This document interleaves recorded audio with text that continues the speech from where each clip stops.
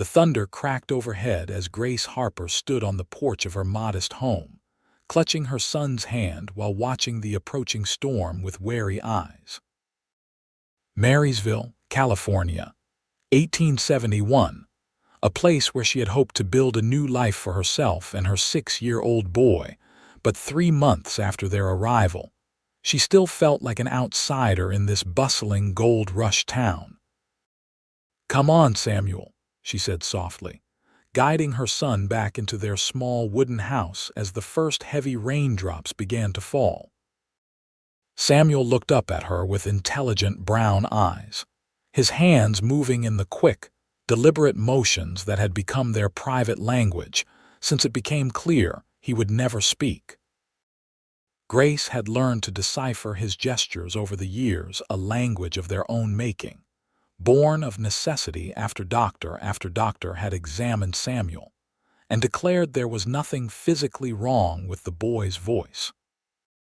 "He simply cannot or will not speak," the last physician had told her before she'd packed their belongings and left San Francisco, seeking a fresh start after her husband's death. Samuel's fingers danced through the air, and Grace smiled. "Yes, I know you want to watch the lightning, but it's not safe outside now," she replied, closing the door against the gathering storm. "We need to finish unpacking those books anyway." Their little house sat on the edge of town, closer to the river than most, which made the rent affordable for a widow supporting herself by taking in mending and laundry. The townspeople were civil enough, but Grace had noticed the sideways glances, the hushed whispers whenever Samuel made his gestures in public. Children could be cruel, and adults often worse. The rain had settled into a steady drumbeat on the tin roof when a sudden, urgent knocking at the door startled them both. Grace exchanged a quick glance with Samuel before crossing to the entrance.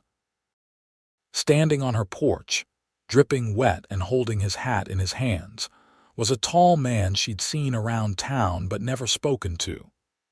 His clothes were trail-worn but of good quality, and despite being soaked through, he maintained a dignified bearing. "Madam, I apologize for the intrusion," he said, his deep voice carrying clearly over the rain. "Name's Yates Nordstrom. My horse threw a shoe just up the road and this storm's getting worse. Might I trouble you for shelter until it passes?" Grace hesitated, her fingers tightening on the door frame. A woman alone with her child had to be careful, especially with strangers. Yet there was something in his eyes, a straightforward honesty that made her nod slowly. "You may come in, Mr. Nordstrom, until the storm passes," she said, stepping aside. "But I should tell you, it's just myself and my son here." "I appreciate your kindness, madam," he replied, stepping inside but remaining near the door, careful not to drip too much water on her clean floors. "I wouldn't ask except in necessity." Samuel had emerged from behind her skirts, studying the tall stranger with curious eyes. Yates nodded respectfully to the boy. "And who might this young man be?" he asked, his tone gentle, neither condescending nor overly familiar. "This is my son, Samuel," Grace answered, placing a protective hand on the boy's shoulder. "He doesn't speak, but he understands everything perfectly." If Yates was surprised or put off by this information, he showed no sign of it. Instead, he crouched down to Samuel's level, bringing his eyes to meet the boy's.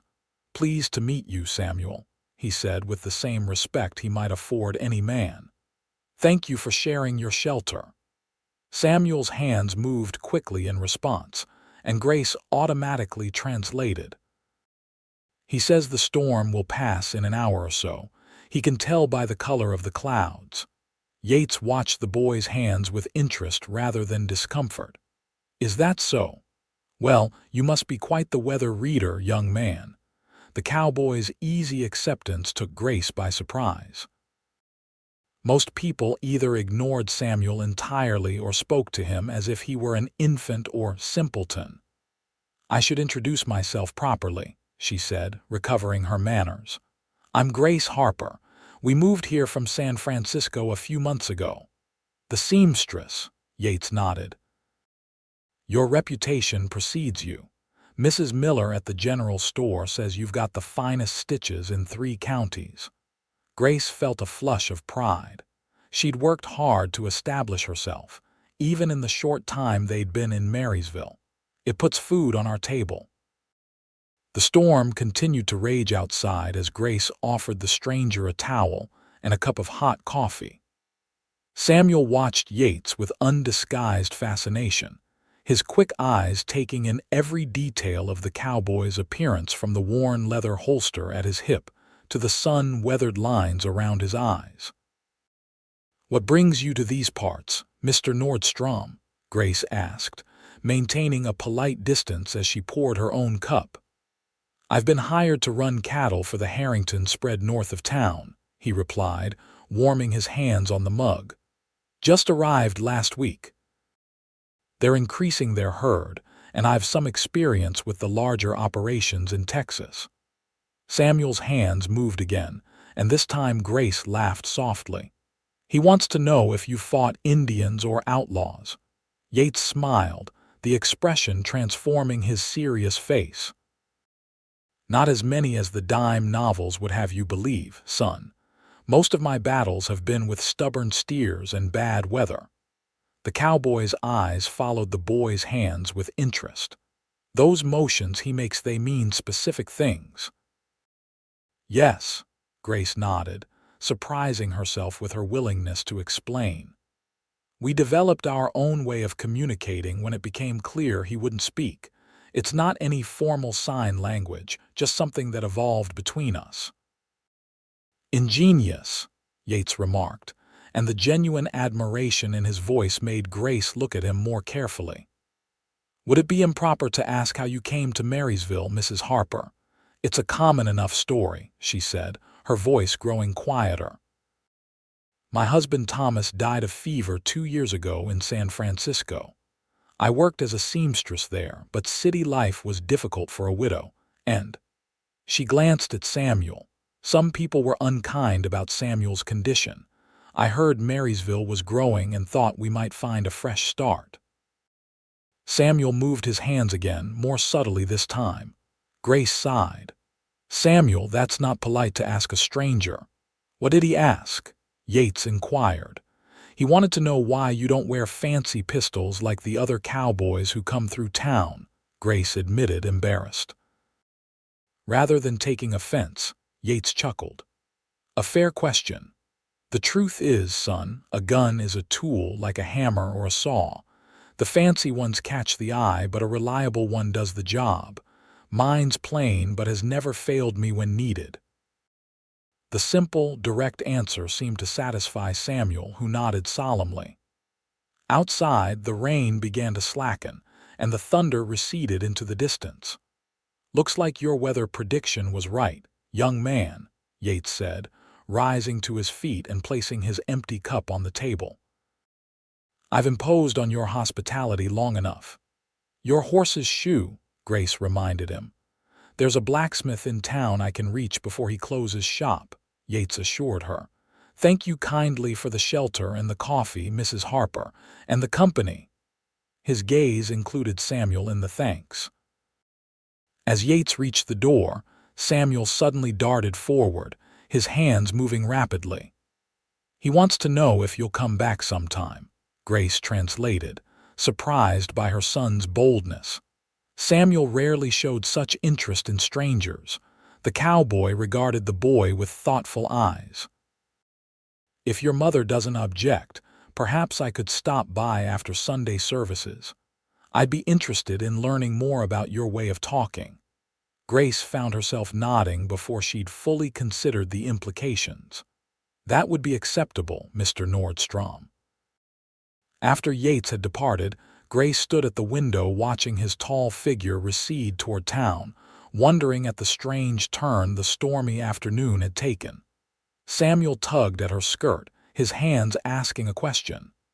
"Yes," she admitted quietly. "He does seem different from the others." The following Sunday, True to his word, Yates appeared at their door after church services, hat in hand and wearing a clean shirt. Grace had found herself watching for him during the service, noting that he sat quietly in the back row, his posture respectful but somehow apart from the congregation. "Mrs. Harper, Samuel," he greeted them formally. "I hope I'm not intruding." "Not at all," Grace replied, surprised by the flutter in her stomach. "We were about to have some lemonade on the porch. The day is too fine to stay indoors." It was indeed a beautiful spring day, the recent rains having coaxed wildflowers from the surrounding hills. They sat on the small porch, Samuel between them, as Yates asked thoughtful questions about their improvised sign language. "It began when he was just a baby," Grace explained, watching as Samuel demonstrated some of his more common gestures. "Most babies cry or make sounds, but Samuel was always silent. By the time he was 2, I realized he understood everything perfectly but couldn't or wouldn't speak." "And the doctors," Yates asked gently, "said there was nothing physically wrong," Grace sighed. "The last one suggested it was a defect of the mind, but that's nonsense. Samuel is as clever as any child his age, more so in many ways." As if to prove her point, Samuel's fingers began to move in complex patterns, his expression earnest.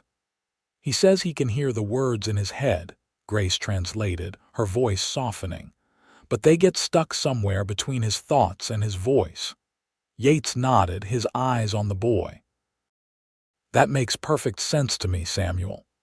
He hesitated, then asked, "Would you be willing to teach me some of your signs? Seems to me a man ought to be able to talk to his neighbors." The simple request brought tears to Grace's eyes, which she quickly blinked away. No one had ever asked to learn Samuel's language before. People usually expected the boy to somehow conform to their way of communicating, not the other way around. Samuel's face lit up, and he immediately began showing Yates the motions for basic words: yes, no, please, thank you. The cowboy watched with intense concentration, his large, weathered hands awkwardly but earnestly mimicking the boy's more nimble fingers. By the time the lemonade was finished, Yates had mastered a dozen simple signs, and Samuel was glowing with pride at being the teacher rather than the student. Grace observed them, a strange warmth spreading through her chest at the sight of this rough cowboy patiently learning her son's silent language. "You're a natural teacher, Samuel," Yates said as he prepared to leave. "Perhaps next Sunday you might teach me some more." Samuel nodded enthusiastically, then made a series of gestures that made Grace blush. "What did he say?" Yates asked, noting her reaction. He asked if you might take him to see the horses at the ranch sometime," Grace improvised, not about to share that her son had actually commented on how her cheeks turned pink whenever Yates smiled at her. "I'd be happy to, with your permission, of course," Yates replied, settling his hat on his head. "Good day, Mrs. Harper, Samuel." As spring turned to summer, Yates's Sunday visits became a regular occurrence.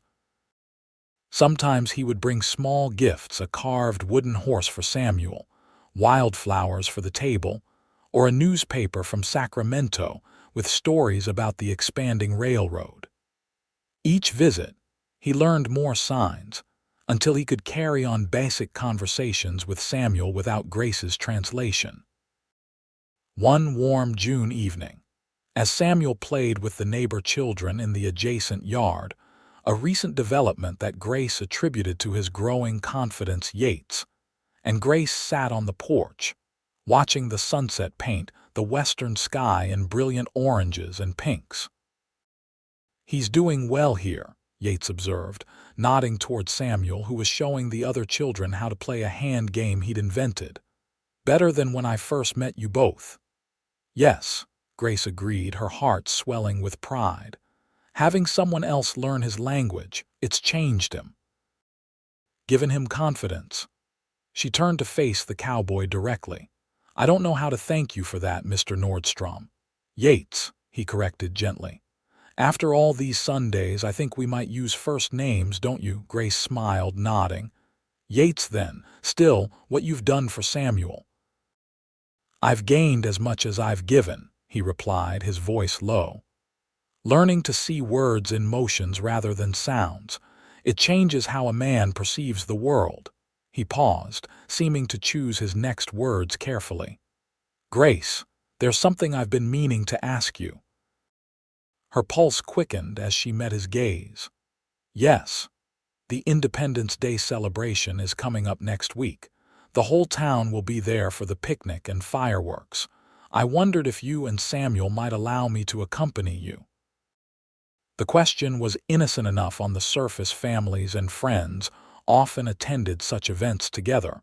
But Grace understood the significance of being seen publicly in Yates's company at a community gathering. It would signal to the town that they were more than casual acquaintances. We would like that very much, she answered, her voice steadier than she felt. His smile in response was worth any gossip the arrangement might generate. The 4th of July dawned clear and hot, promising the perfect weather for outdoor celebrations. Grace dressed with particular care in her best blue dress, helping Samuel into his good shirt and pants. The boys' fingers danced with excitement as they walked toward the town square, where Yates had arranged to meet them. The cowboy was waiting as promised, looking uncommonly formal in a clean white shirt and dark vest.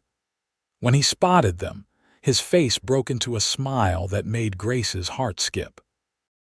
Several townspeople noticed the greeting, their curious gazes following the trio as Yates led them to a spot he'd saved on the grass. I brought a proper picnic, he announced, revealing a basket filled with fried chicken, cornbread, and apple pie that he sheepishly admitted he'd purchased from the hotel restaurant. My cooking skills extend to coffee and beans, I'm afraid. The day passed in a pleasant blur of food, games, and conversation. Yates introduced them to several of his fellow ranch hands, who treated Samuel with the same easy acceptance their foreman demonstrated. Grace found herself relaxing, enjoying the simple pleasure of being part of the community rather than on its fringes. As evening approached and the fireworks were being prepared, Samuel tugged at Yates's sleeve, his hands moving in a question. Yates grinned and responded with his own gestures, their silent exchange excluding Grace entirely. She watched, bemused, as the two shared what appeared to be a private joke. "What are you two conspiring about?" she finally asked. "Man talk," Yates replied with a wink at Samuel. "Nothing for pretty ladies to concern themselves with." Samuel nodded solemnly, though his eyes danced with mischief.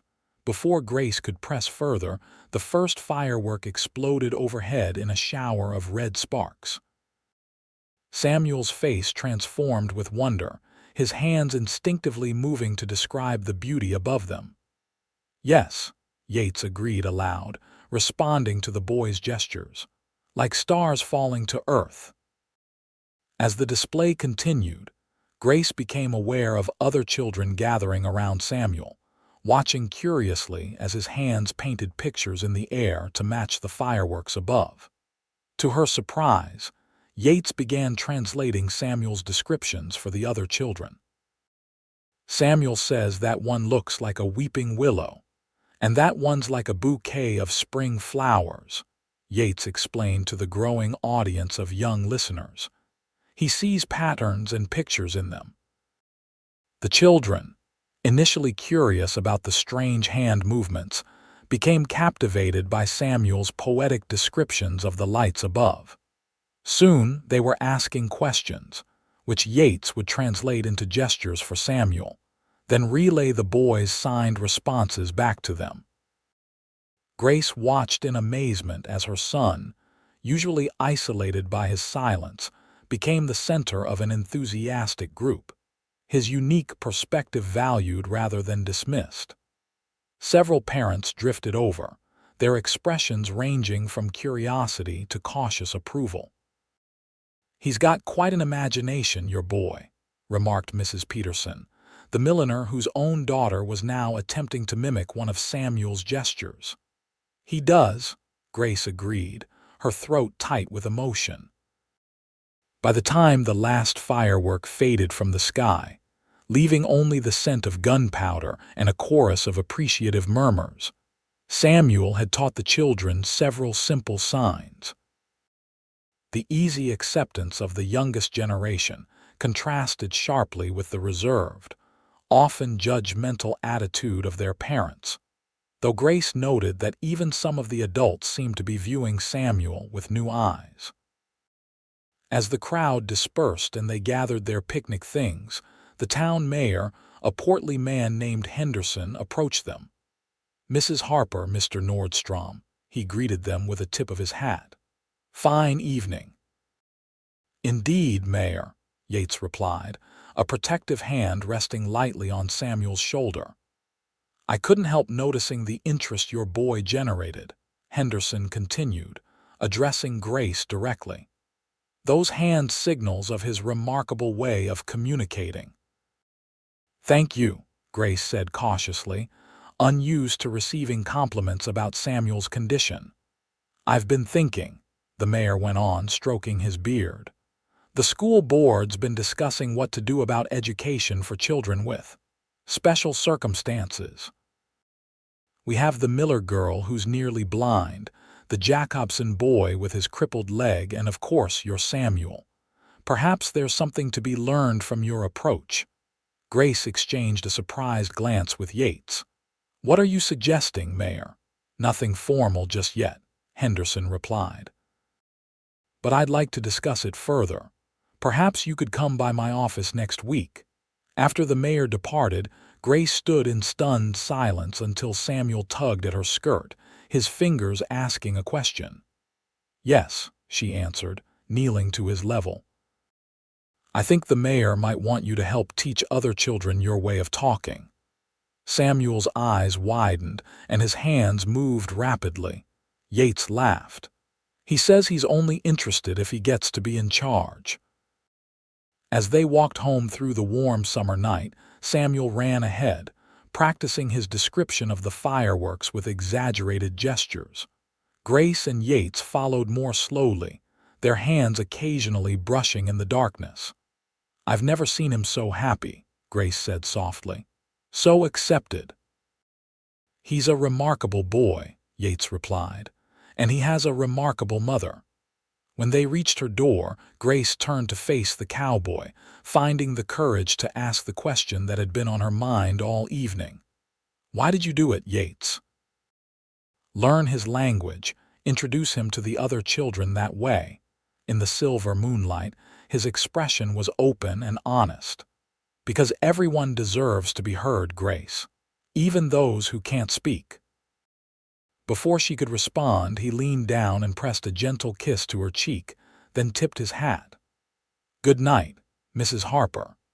She stood on the porch long after he disappeared down the road, her fingers touching the spot where his lips had met her skin. The meeting with Mayor Henderson proved more consequential than Grace had anticipated. The mayor proposed that Samuel, with Grace's assistance, demonstrate their sign language to the school board, with an eye toward developing a program for children with various disabilities. "There are funds set aside for educational innovations," Henderson explained. "The railroad has brought prosperity to Marysville, and some of our more forward-thinking citizens believe education should extend to all children, regardless of their limitations." Though bristling slightly at the term limitations, Grace recognized the opportunity.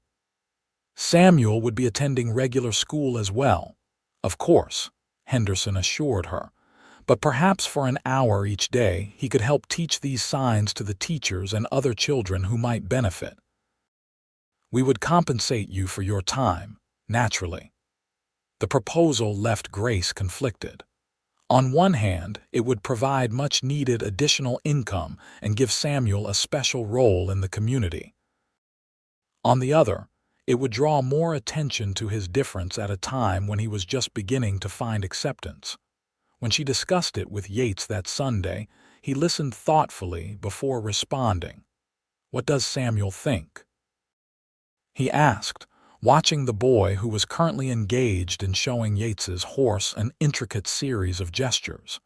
They had ridden to a meadow outside town for a picnic, the late July heat making the shade of the old oak tree particularly welcome. "He seems excited by the idea," Grace admitted.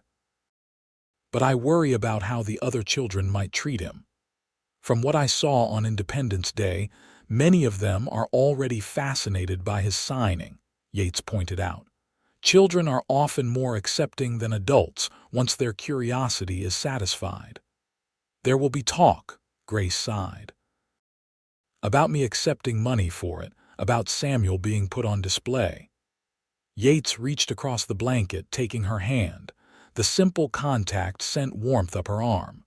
"Grace, this town already talks. Wouldn't you rather give them something worthwhile to discuss?"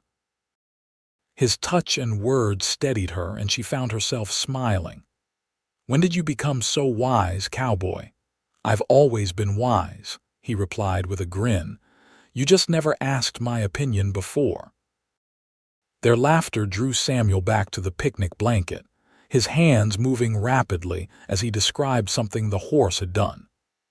Yates responded in kind, their silent exchange now so natural that Grace sometimes felt like the outsider. "You're getting quite proficient," she observed as Samuel returned to the horse. "I believe you know almost as many signs as I do now." "I've had a good teacher," Yates replied, "and a reason to learn." The way he looked at her when he said it made Grace's breath catch in her throat. They had been careful to maintain propriety in their growing friendship, but moments like this made the unspoken attraction between them impossible to ignore. "Yates," she began, uncertain how to proceed. "I know," he said quietly. "It's complicated. You have Samuel to consider, and I'm just a hired hand with no permanent roots." He paused, his eyes holding hers. "But Grace, I want you to know that my intentions are honorable. I've come to care deeply for both you and your boy." The simple declaration, delivered without flowery sentiment or dramatic gestures, touched Grace more than any passionate avowal could have. Before she could respond, however, Samuel came racing back, his face alight with excitement as he pointed to something in the distance. Approaching across the meadow was a small group of riders, children and adults mixed together. As they drew closer, Grace recognized several families from town, including the Millers and their daughter Emily, whose failing eyesight had been mentioned by the mayor. "Mrs. Harper," called Mr. Miller as they reached the shade of the oak. "Hope we're not intruding. Emily hasn't stopped talking about the hand-talking boy since the fireworks, and when we saw you ride out this way." Emily, a thin girl of about 8 with thick spectacles, slid from her pony and approached Samuel eagerly. "Can you show me again how to say hello?" she asked, her voice carrying the slight uncertainty of one who cannot see clearly. Samuel's response was immediate and enthusiastic. He demonstrated the gesture slowly, then helped guide Emily's hands through the same motion. Soon the impromptu gathering had become an informal lesson, with children and parents alike attempting to learn basic signs.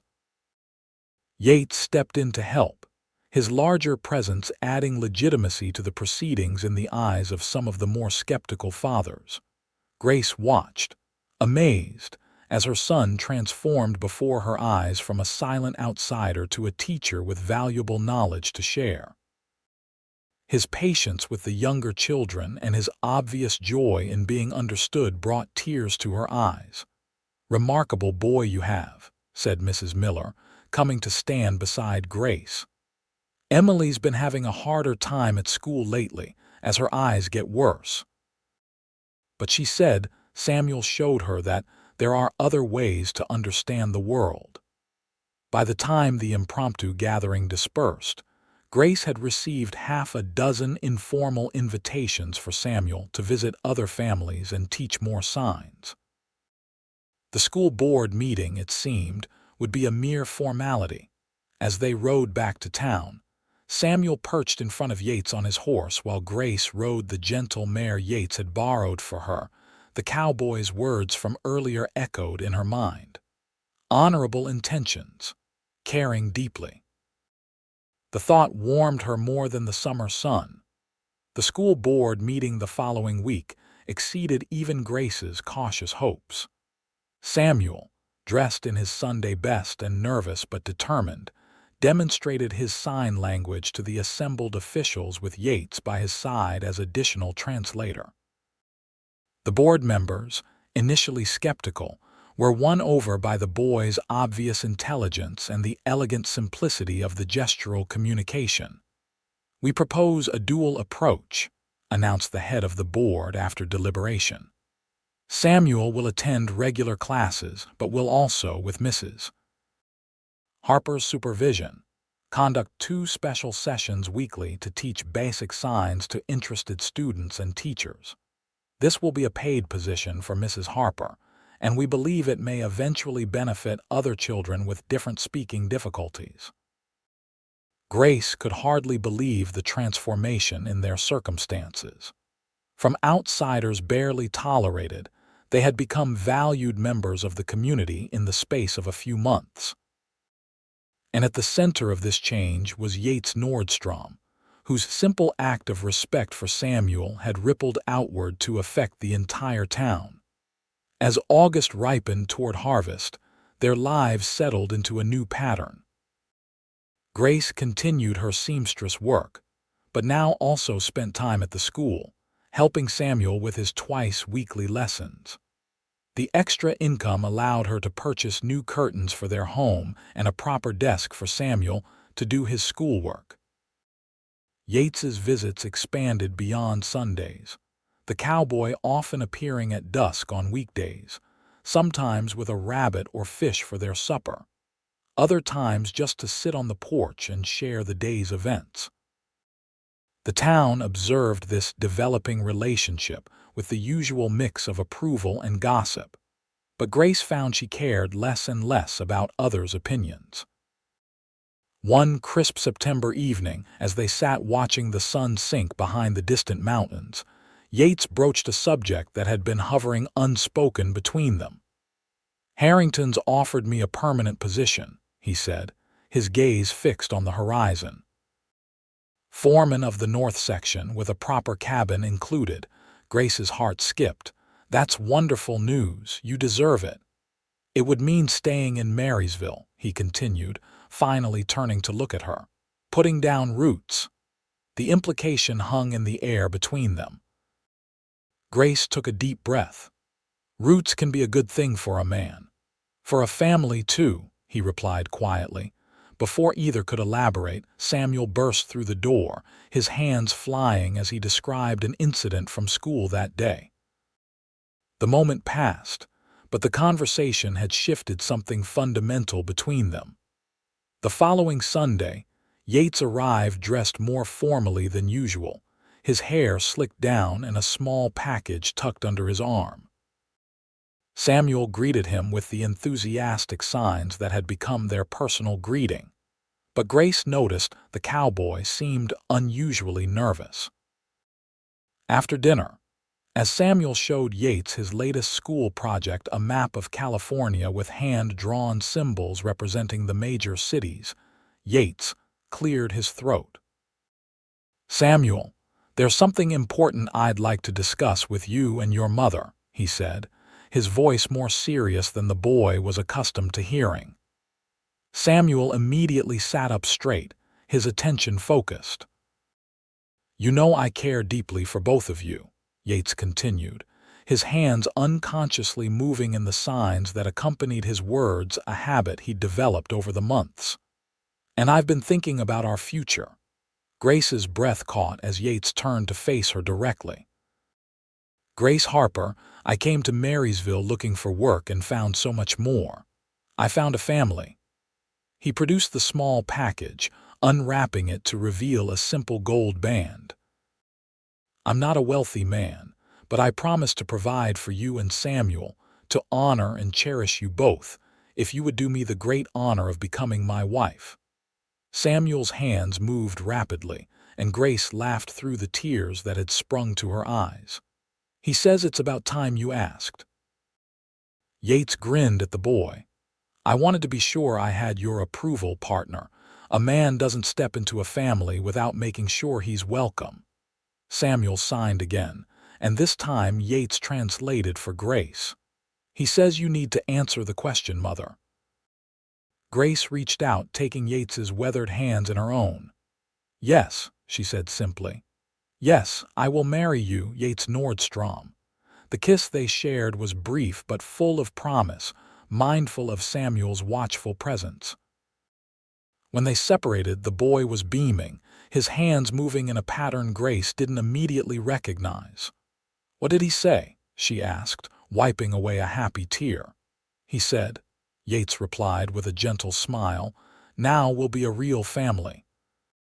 The wedding took place in late October, when the hills around Marysville blazed with autumn colors. The entire town turned out for the ceremony, a testament to how thoroughly the Harpers' soon-to-be Nordstroms had been embraced by the community. Samuel stood proudly beside Yates, serving as a junior best man, his hands translating the minister's words into their shared silent language for several children from his school group who attended. When the time came for vows, Grace was moved to tears as Yates spoke his promises aloud while simultaneously signing them for Samuel. "I, Yates Nordstrom, take thee, Grace Harper, to be my lawfully wedded wife," he declared, his fingers dancing through the familiar gestures that made the commitment doubly binding. "To love and to cherish in sickness and in health for all the days of our lives." When Grace repeated her vows, she too accompanied her words with signs, creating a ceremony that bridged both their worlds. As the minister pronounced them husband and wife, Samuel broke protocol by launching himself at both of them, creating a family embrace that drew appreciative laughter and a few tears from the congregation. The celebration afterward at the town hall was jubilant, with dancing, feasting, and more than a few curious guests attempting to learn basic signs from Samuel and his growing cohort of hand talkers, as they had come to be known around town. Mayor Henderson, slightly tipsy from the free-flowing wine, cornered the newly wedded couple near the punch bowl. "You two have started something remarkable here," he declared, waving his cup expansively. "That sign business has spread beyond just the school now. The Wilcox boy with the stutter has taken to it, and old Mrs. Abernathy, who's going deaf, says it's a blessing." Grace smiled, leaning comfortably against her new husband's side. "It's all because Yates took the time to learn Samuel's language." "Sometimes the simplest acts of respect change everything," Yates replied, kissing the top of his wife's head. Their new life together began in the cabin on the Harrington Ranch, a sturdy two-bedroom structure that Yates had spent weeks preparing. Grace added curtains and quilts, transforming the bachelor quarters into a warm family home. Samuel, who had his own room for the first time, decorated it with drawings of horses and maps of the ranch where he now spent hours shadowing his stepfather, learning the business of cattle. The winter of 1871-1872 was harsh, with heavy snowfalls that isolated the ranch for weeks at a time. Yet inside their cabin, the newly formed Nordstrom family found joy in simple pleasures, reading by lamplight, teaching Yates to cook more than beans and coffee, and developing new signs for ranch terminology that had never been part of their previous vocabulary. By spring, news from town reached them that the school board had officially established a special education program based largely on the success of Samuel's signing classes. 3 more children with various disabilities had joined the regular school under this new arrangement, using modified sign language to communicate. "You've started a revolution, my love," Yates told Grace one evening as they watched Samuel teaching some basic signs to 2 ranch hands who had expressed interest. "A quiet one, but a revolution nonetheless." "We started it together," Grace corrected him, her hand resting on her still flat stomach, a secret she had yet to share. The years that followed brought both challenges and joys. Grace gave birth to twins, a boy and girl they named Thomas and Elizabeth, in the winter of 1873. Samuel, far from being jealous of his half-siblings, took his role as big brother seriously, teaching them signs alongside their spoken words almost from birth. By the time the twins were toddlers, they were equally fluent in speech and signing, moving effortlessly between the 2 forms of communication. Their unique upbringing made them natural bridges between Samuel and others, though by then, much of Marysville had at least a passing familiarity with basic signs. The Harrington Ranch prospered under Yates's management, eventually allowing him to purchase a small parcel of land adjacent to the main property, where he built a larger family home. Grace continued her work with the school, which had by now gained attention from educators in Sacramento and San Francisco, interested in replicating their program. Samuel grew into a thoughtful, capable young man who found his voice not through speech but through writing. At 16, he began contributing articles to the Marysville Gazette about ranch life and the natural world, his keen observations and poetic sensibility winning him a devoted readership. On a warm summer evening in 1882, as the family gathered on the porch of their home to watch a spectacular sunset, Grace reflected on the journey that had brought them to this moment of contentment. "Penny for your thoughts, Mrs. Nordstrom," Yates said, his arm comfortably around her shoulders, the silver in his hair catching the golden light. "I was just thinking about that rainy day when a soaked cowboy showed up at my door," she replied with a smile. "How different our lives would have been if you hadn't lost that horseshoe." "Best thing that horse ever did, throwing that shoe," Yates chuckled. He glanced over to where Samuel, now a tall, handsome young man of 17, was showing 10-year-old Thomas and Elizabeth how to sign the colors of the sunset: crimson, amber, violet, his hands painting the words in the air as vividly as the sky painted them above the mountains. "Did I ever tell you," Yates continued more quietly, "that the horse didn't actually lose a shoe that day?" Grace turned to him in surprise. "What do you mean?" "I'd seen you and Samuel in town," he admitted. "Noticed how people treated him, how isolated you both seemed. That day I was riding past your place when the storm hit and I invented an excuse to stop." "Yates Nordstrom," Grace gasped in mock scandal. "Are you telling me you lied your way into my home?" "Not a lie exactly," he defended himself with a grin. "More like creating an opportunity. I'd been trying to figure out how to properly introduce myself for weeks." Grace laughed, leaning her head against his shoulder. "Well, your methods may have been questionable, but I can't argue with the results." From across the porch, Samuel caught their exchange and signed a question. Even after all these years, some of his more complex or rapid signing could elude Yates's understanding. "He wants to know what's so funny," Grace translated. "Just telling your mother how I had to resort to trickery to court such a beautiful woman," Yates called back. Samuel's response was a series of fluid gestures that made the twins giggle and Grace blush. "What did he say?" Yates asked, still occasionally missing the more nuanced or idiomatic expressions. "He said," Grace replied with dignity despite her pink cheeks, "that for a man who talks with his hands, you certainly know how to use them for other things too." Yates roared with laughter, not at all embarrassed. The boy's observant, I'll give him that. As darkness finally claimed the last streak of daylight, the family moved inside.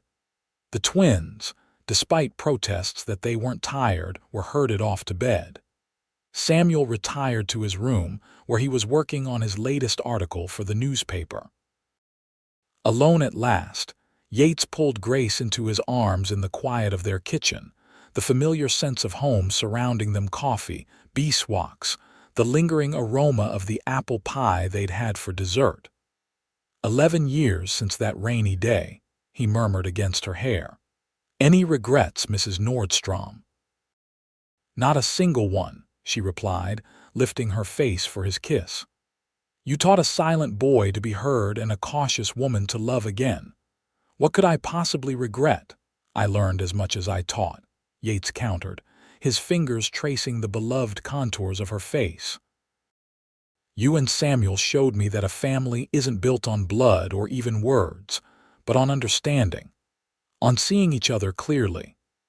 Outside, the first stars appeared in the velvet sky above Marysville, a town that had transformed as much as the Nordstrom family had over the past decade. What had begun as one cowboy's simple act of respect, learning the silent language of a boy who could not speak, had rippled outward, changing not just 3 lives but an entire community's understanding of communication, education, and acceptance. As Yates and Grace moved through their home, checking on their sleeping children before retiring to their own room, they exchanged a glance that needed no words, spoken or signed. In the quiet darkness, their hands found each other, fingers intertwining in the most basic and profound gesture of all connection. And in the room down the hall, Samuel Nordstrom, for Yates had officially adopted him 3 years after the wedding, completed his latest article with a paragraph that would be widely quoted in educational journals across the country. In the silence of my childhood, I learned that words are not merely sounds but bridges between souls. The hands that reached across that silence, first my mother's, then a stranger's who became my father, built those bridges plank by plank, gesture by gesture. Now our town speaks with both voice and hand, proving that true communication flows not from the mouth but from the heart, seeking always to understand before being understood. He signed his name at the bottom, then reached for the lamp. Tomorrow would bring another day of learning, teaching, and living in a world that had expanded beyond what either he or his mother could have imagined on that stormy afternoon in 1871, when a cowboy with kind eyes and patient hands had shown a silent boy that his voice, though never heard, could still change the world.